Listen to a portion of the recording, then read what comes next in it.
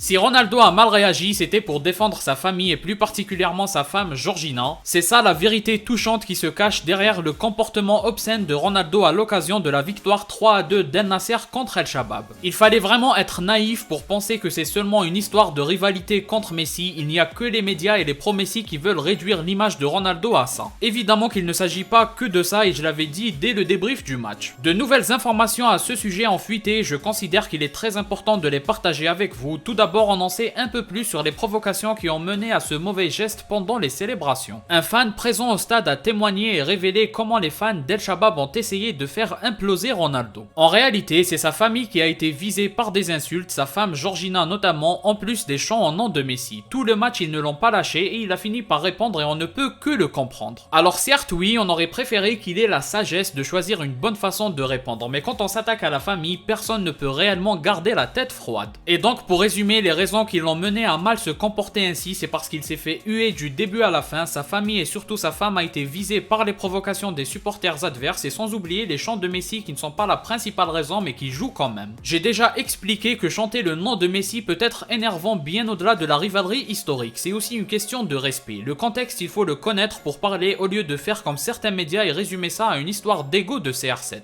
Évidemment, les médias et les pro-Messi ça les arrange donc ils s'arrêtent à ça dans leur analyse, mais c'est pas la première fois que les médias ne ratent pas une occasion de tomber sur le GOAT. Le contexte dont je parle saute aux yeux, mais encore faut-il les ouvrir pour comprendre. Huer non-stop le joueur qui fait briller le championnat et le match, qui est présent pour un projet grandiose et qui le porte mondialement, c'est totalement irrespectueux de le provoquer avec le nom de son rival qui a refusé d'aider ce projet pour une somme colossale. Oser dire que ça ne doit pas énerver Ronaldo, c'est stupide comme raisonnement. Bien évidemment que ça va au-delà de la rivalité et de la place de numéro 1 dans l'histoire du foot. Et enfin, en ce qui concerne la sanction, il y a des chances qu'elle ne soit pas validée avec ces circonstances atténuantes en plus du fait qu'aucune image du geste de Ronaldo n'a été diffusée par le diffuseur officiel. En théorie, les vidéos diffusées par les fans ne sont pas censées être prises en compte par le comité responsable, par contre d'autres sources nous informent qu'il est possible qu'exceptionnellement ce soit le cas pour CR7 malheureusement. Mais dans ce cas-là, ce serait vraiment lamentable et inacceptable parce que ça voudrait dire qu'ils veulent juste sanctionner CR7. Enfin bref, personnellement en ayant connaissance de tous ces éléments et du règlement, je considère que Ronaldo ne mérite pas de sanction. Il faudrait le prévenir qu'il n'y aura pas de prochaine fois pour pas qu'il récidive, mais le punir ce serait une terrible erreur. En tout cas, on devrait connaître la décision finale sous 24 à 48 heures, vous serez bien entendu tenu au courant. Comme d'habitude, n'hésitez pas à mettre votre avis en commentaire, si vous avez aimé, laissez un like et abonnez-vous pour ne rien rater, partagez aussi la vidéo pour me soutenir, moi je vous dis à la prochaine, portez-vous bien.